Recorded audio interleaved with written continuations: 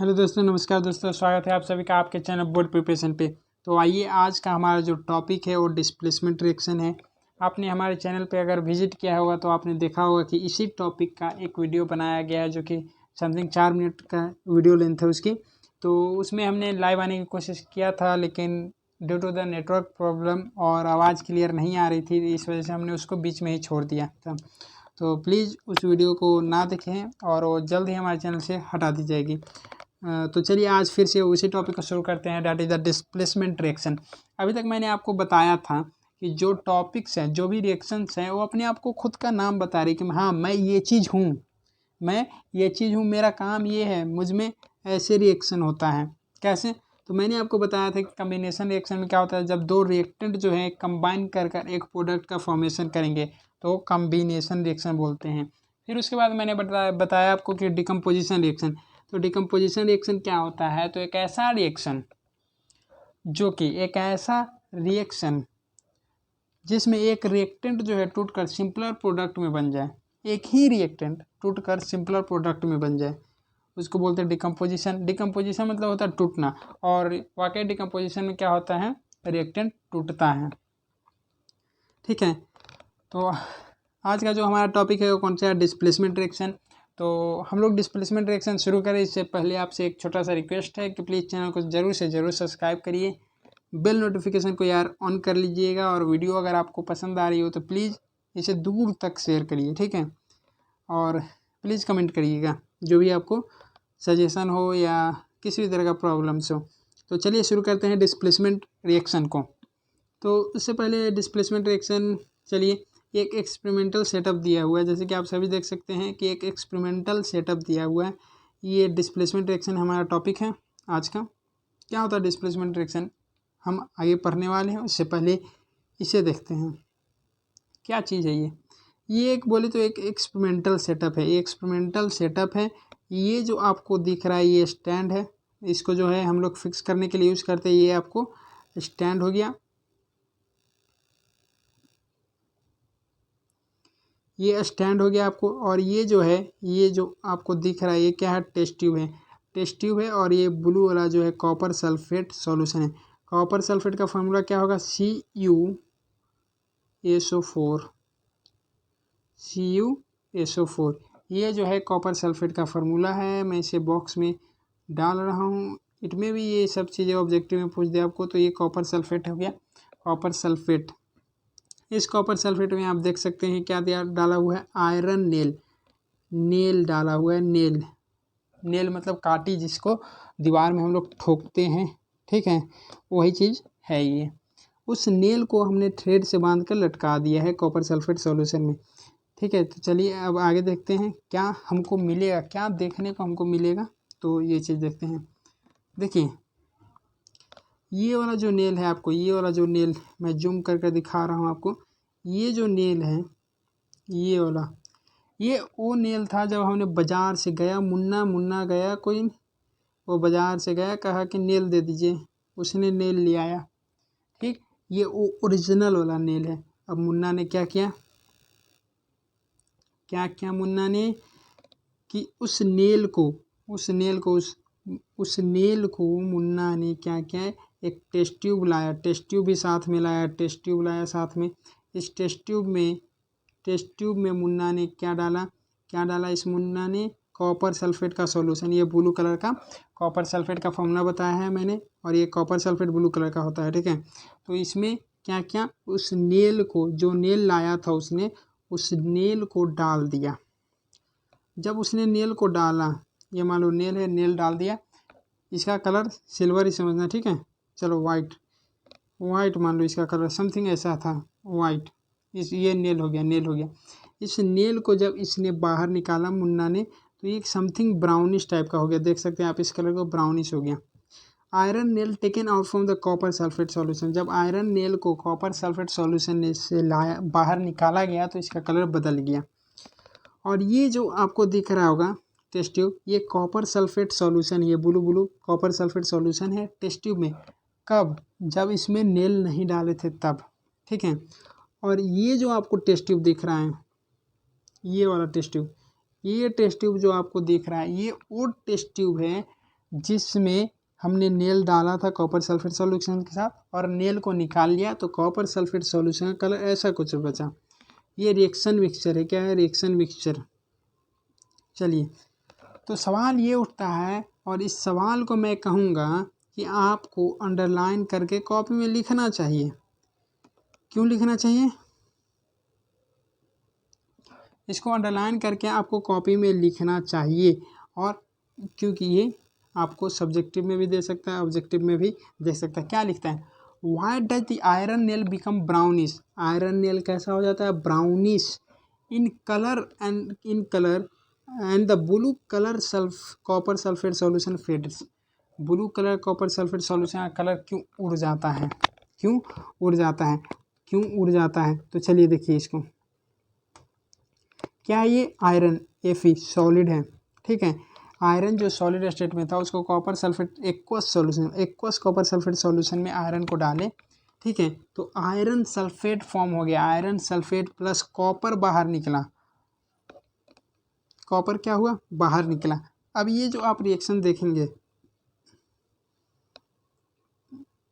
ये जो आप रिएक्शन देख रहे हैं, ये जो रिएक्शन आप देख रहे हैं Fe plus copper sulphate, Fe plus copper sulphate Gibbs क्या दे रहा है? FeSO4 plus copper. ये देखिए यहाँ पे आयरन जो था अकेले में था। आयरन क्या था? अकेला था, सॉलिड स्टेट में था। जब ये copper sulphate CuSO4 copper sulphate का सॉल्यूशन का कलर कैसा होता है? ब्लू के साथ रिएक्ट किया तो इसने आयरन ने क्या किया? कॉपर को हटा दिया।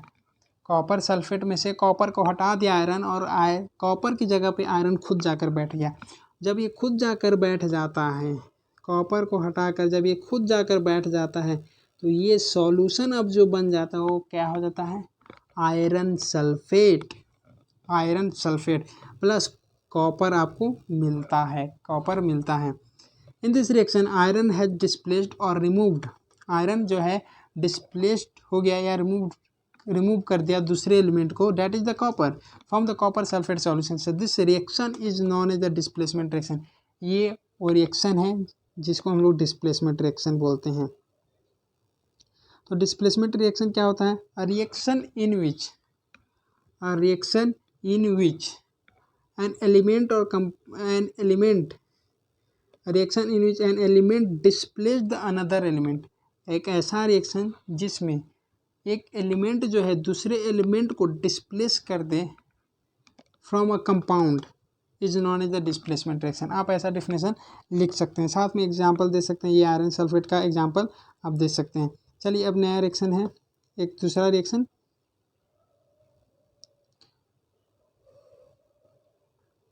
ये देखिए जिंक जब कॉपर सल्फेट के साथ रिएक्ट कर रहा है, अगेन कॉपर सल्फेट का कलर कैसा है? ब्लू।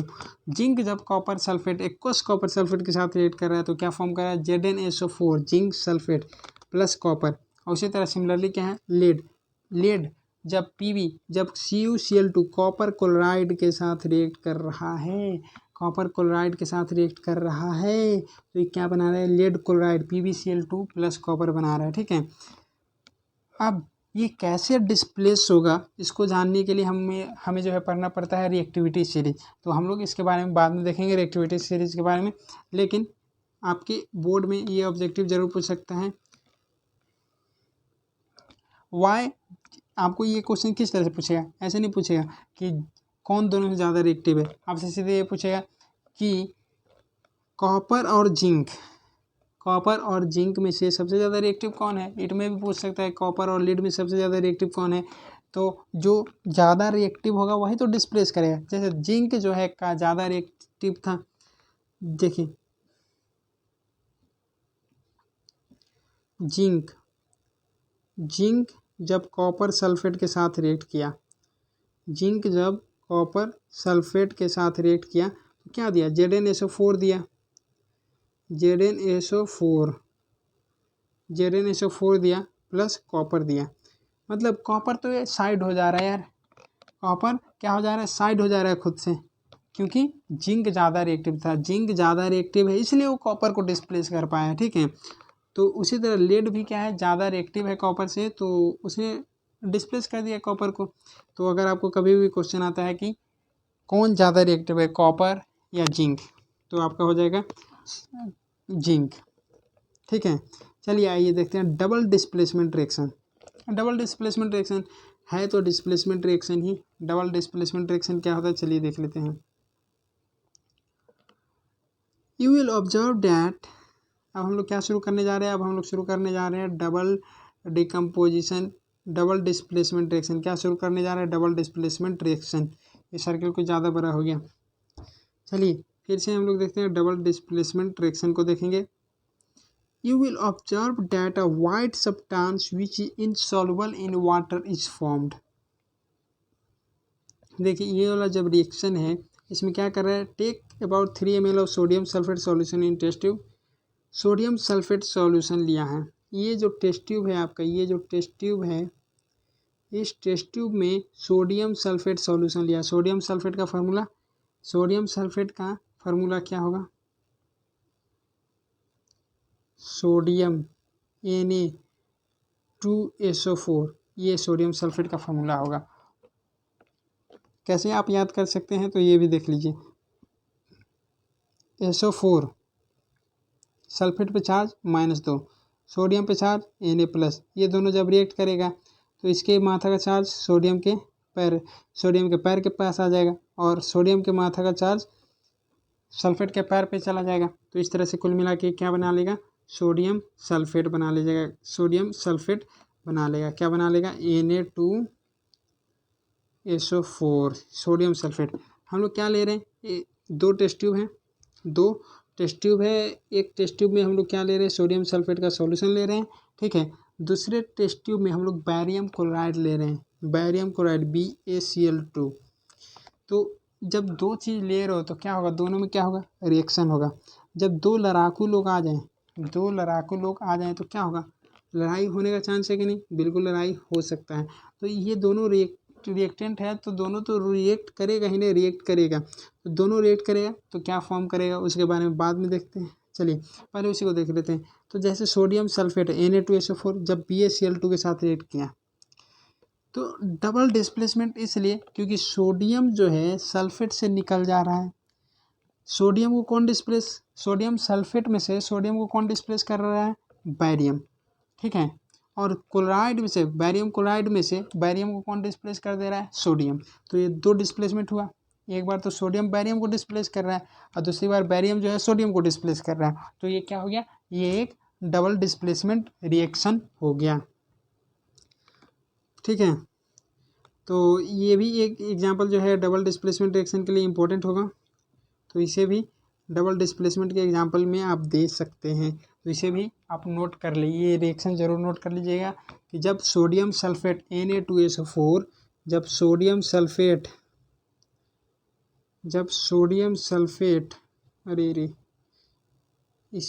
इसे अंडरलाइन जरूर कर लिया आप। ठीक है, जब सोडियम सल्फेट Na2SO4 जब रिएक्ट करेगा बैरियम क्लोराइड के साथ, किसके, बैरियम क्लोराइड BaCl2 के साथ, BaCl2 के साथ रिएक्ट करेगा।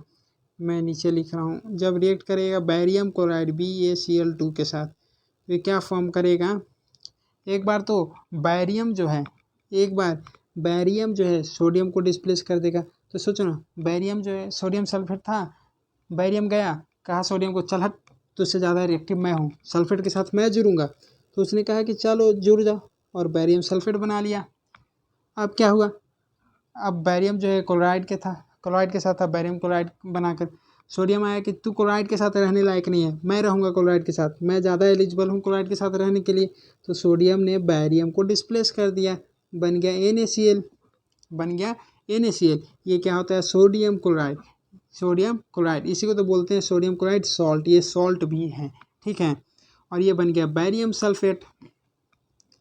अब कोई पूछेगा कि बैरियम पे भी चार्ज कितना है, बैरियम पे चार्ज है +2, सल्फेट पे भी चार्ज है सल्फेट पे चार्ज है -2, तो Ba2SO4 क्यों नहीं बना, Ba2SO Ba2SO2 क्यों नहीं बने, नहीं बनेगा, सॉरी BaSO4 का होल ट्वाइस क्यों नहीं बना, Ba2SO4 का होल ट्वाइस क्यों नहीं बनेगा। देखो ये क्या है, पॉजिटिव है, ये निगेटिव है, दोनों अपने में लड़के कट गया, दोनों अपने में लड़के कट गया तो सीधे सीधे बच गया बैरियम सल्फेट BaSO4। ठीक है, तो देखो ये जब रिएक्शन बना, ये जब रिएक्शन हुआ तो दो एक्वस, यहाँ पे सोडियम सल्फेट भी एक्वस है, बैरियम क्लोराइड भी एक्वस है, लेकिन इसमें जो सल्फेट है बैरियम सल्फेट ये क्या सॉलिड है, तो ये टेस्ट ट्यूब में यहाँ पे जाके जमा हो जाएगा। देखो अगर मान लो ये मेरे पास टेस्ट ट्यूब है, मैंने इसे बड़ा कर दिया, ये अगर टेस्ट ट्यूब है अपने पास, इसमें कोई सॉल्यूशन है, मान लो सॉल्यूशन है, ये सॉल्यूशन है, लेकिन कोई सॉलिड पार्टिकल आ जाए जो इसके नीचे बॉटम पे जाके जमा हो जाए, बॉटम पे ऐसे ऐसे जाकर जमा हो गया, तो इसी को बोलते हैं प्रेसिपिटेट बोलते हैं। You will observe that a white substance which is insoluble in water is formed, the insoluble substance formed is known as precipitate. Insoluble substance जो होता है उसी को प्रेसिपिटेट बोलते हैं। Any reaction that produces a precipitate can be called a precipitation reaction. तो precipitation reaction किसको बोलेंगे, तुमसे ये भी पूछा जा सकता है व्हाट इज प्रेसिपिटेशन रिएक्शन। तो एक ऐसा